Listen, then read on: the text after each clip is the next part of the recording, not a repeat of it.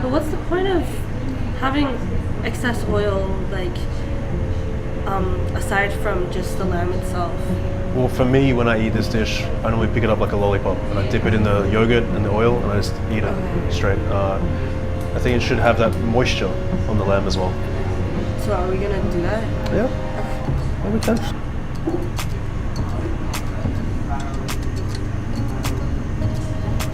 Are you guys getting this on slow motion?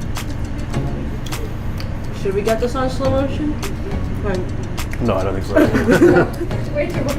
Yeah. Get your munchies on, because you're watching Taste Buds. Smell it? Sweet.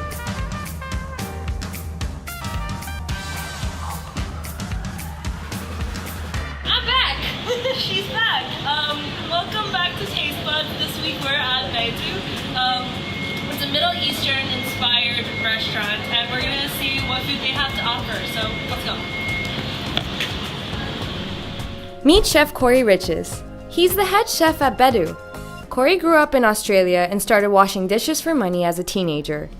Dishwashing then led to an apprenticeship in the kitchen. His cooking journey led him to London for 14 years, and now he's in Hong Kong. Since the 1870s, Lebanese people have migrated to Australia and have heavily influenced the food culture there. In Melbourne, you'll stumble upon Sydney Road, which is dotted with Middle Eastern comfort foods ranging from Lebanese lamb pizzas to cured Turkish meats. Corey's visits there led him to cook the cuisine himself. Most people underestimate carrots. Yeah. I think it's like a grandma veg. Yes. I myself am not such a big fan of carrots, but this is really good. I love carrots. They're one of my favorite vegetables. I like them as sweets. I like them as savory. The texture of the sauce on the outside as well is very different.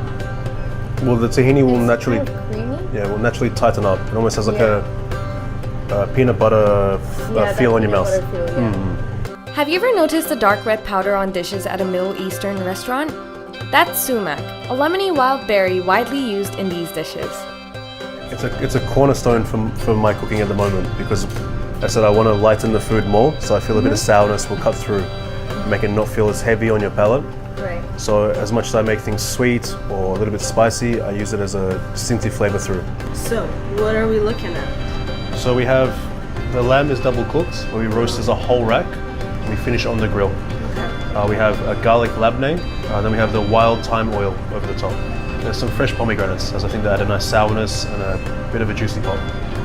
Okay, we're gonna end this episode on a really sweet and But sour. note. Chocolate clafouti with yogurt. And there are some cranberries. Ooh. Wow.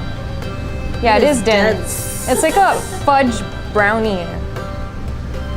I want to get that yogurt. With the yogurt, I feel like you wouldn't get sick of that chocolatey flavor because you have so much variation going on. Yeah, there's that contrast that builds. Just like you guys will never get sick of us. So make sure you follow our social media in order to stay up to tune with what's happening next.